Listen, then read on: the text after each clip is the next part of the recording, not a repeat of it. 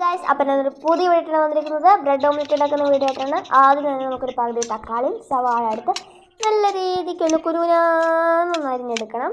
എന്നിട്ട് ഇതൊരു ബൗളിലേക്ക് ഈ സവാള തക്കാളിയും മാറ്റി വെച്ചിട്ട് ഒരു മുട്ട പൊട്ടിച്ചൊഴിച്ച് മുളക് പൊടി ഉപ്പുമൊക്കെ ചേർത്ത് നല്ല രീതിക്കൊന്ന് ബീറ്റ് ചെയ്ത് കൊടുക്കണം.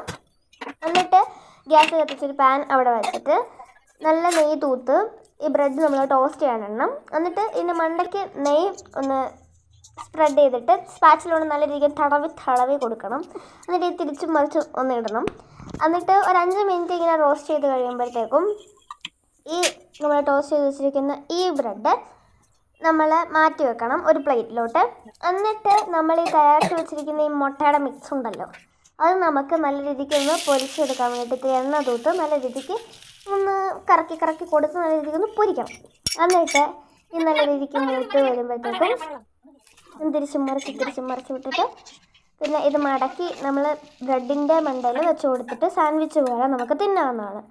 അപ്പം ഭയങ്കര ടേസ്റ്റാണ്. ട്രൈ ചെയ്ത് നോക്കാൻ മറക്കല്ലേ. പിന്നെ എല്ലാവരും ഈ ചാനൽ സബ്സ്ക്രൈബ് ചെയ്യാനും സപ്പോർട്ട് ചെയ്യാനും മറന്നു പോകരുത്.